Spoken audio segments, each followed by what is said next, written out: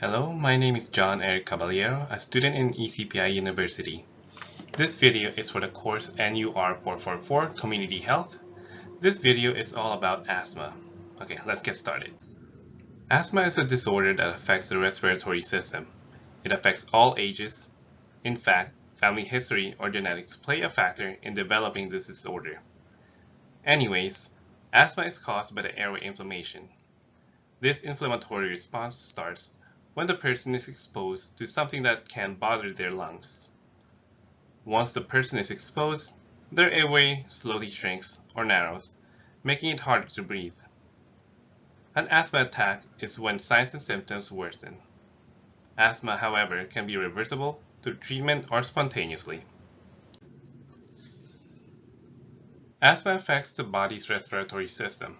This means that all signs and symptoms will be respiratory in nature. Three common symptoms include cough, dyspnea, and wheezing. As the asthma worsens, it starts to affect the other parts of the body. For example, a person could start to sweat a lot, called diaphoresis, which can be triggered by the person's anxiety. Tachycardia or fast heart rate can be caused by the body's compensation mechanism to deliver oxygen to the body. This lowered state of oxygen level in the body is called hypoxemia. Cyanosis is a late sign of hypoxemia, which can be observed by a slight bluish hue of the person's skin. Alright, question time. What is asthma?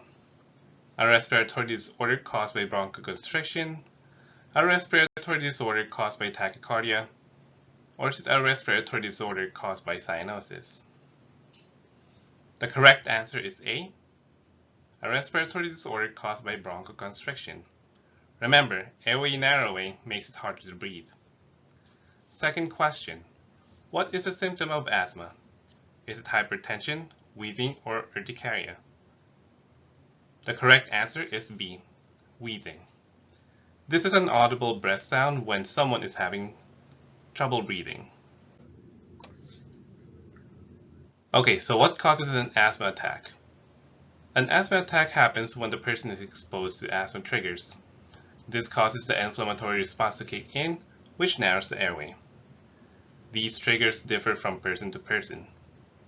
The most common triggers include pollen, dust, pet dander, air pollutants, cold, heat, weather changes, strong odors, smoke, and food. Things like exercise, stress, medications, viral respiratory tract infections, or acid reflux are not as common but can trigger an asthma attack. Alright, question time. Do people have the same asthma trigger? True or false? The answer is false. People will tend to have different triggers from one another. Next question. What can trigger an asthma attack? Is it dust, pollen, exercise, or all of the above? The answer is all of the above. Anything that can bother the person's lungs can trigger an asthma attack, although there are such cases when asthma is triggered by exercise.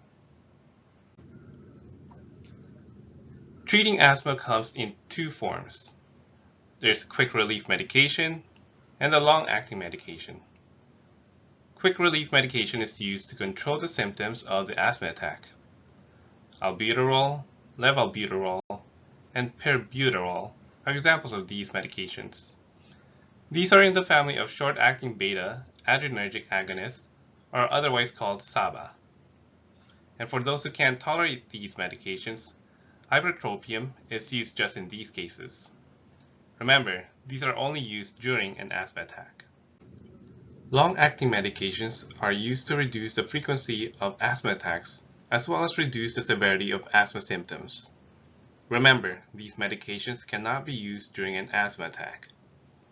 It will not help to stop the symptoms during an emergency. The most common and effective anti-inflammatory medication are corticosteroids. Other medications include cromolyn sodium, lidocarimab, and long-acting beta agonists, or LABA for short.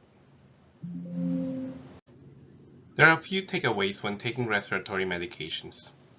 When taking medications through an inhaler, it is more efficient to use the inhaler with a spacer attachment. A spacer makes it easier for the body to absorb the medication into the lungs. Also, when taking corticosteroids, it is crucial to rinse the mouth after medicating to prevent thrush. Thrush is a fungal infection. It is a common complication of taking corticosteroids whenever someone neglects to rinse their mouth after. To help control asthma, there are multiple tools to use. One is called peak flow meter, and the other is called Asthma Action Plan.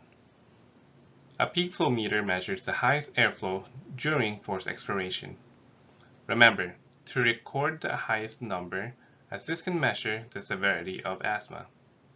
It can also indicate the level of asthma control. Remember to blow hard and fast.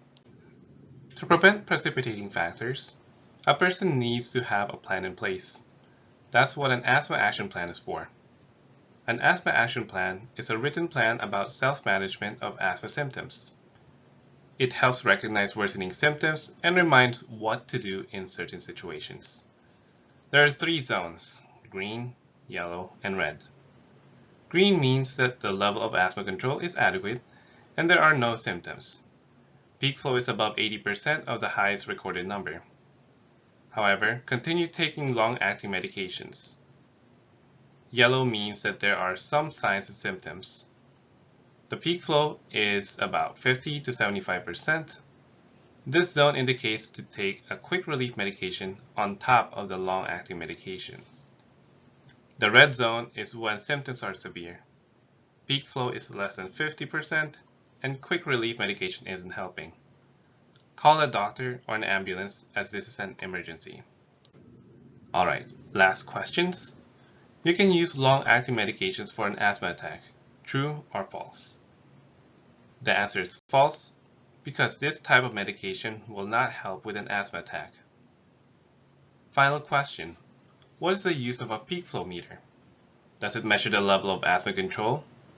Does it measure the severity of asthma symptoms?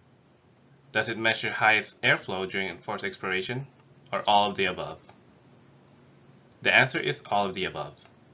The peak flow meter is an indispensable tool for assessing one's asthma. Here's the references used for this video. Thank you for listening and have a wonderful rest of your day.